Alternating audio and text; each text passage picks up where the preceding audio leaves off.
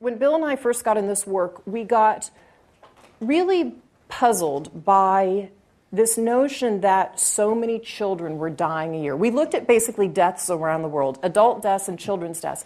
And to us, when we read a New York Times article and then went and got the backup data, and we learned that children in the developing world were dying of diarrhea, we scratched our head. We said, are you kidding me?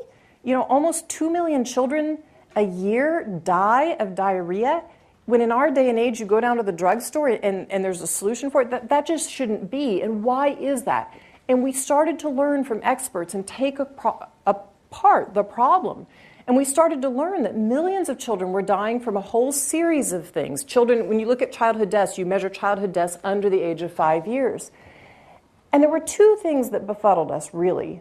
One was, why is it that this innovation, this amazing innovation of biology that we have in the United States and we take so for granted, or in the UK or in Japan, that a vaccine that you grew up and got as children, why does it take 15 to 20 years for that to get to the developing world? Why is that? And that shouldn't be. What is it about the system that makes that happen? And we said, as we started to learn about it, we said, we can do something about that. That lag should not be 15 to 20 years. It should be a year, basically, or less. There's just no reason.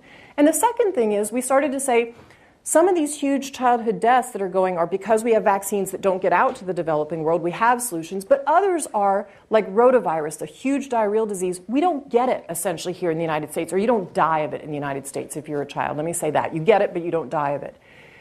So there were market failures. Why a vaccine? There was no rich world market for a diarrheal vaccine or a pneumonia vaccine. And again, we thought we could stimulate the pharmaceutical companies through public-private partnership to start to create vaccines. If we could guarantee them a market of millions of children getting this vaccine and them being paid for it in the developing world, but paid just a little bit over cost, but millions of doses, if we could commit to a market and we knew that the demand would be there, we could incent them with the right research dollars to actually create those vaccines. And that is in fact what has happened.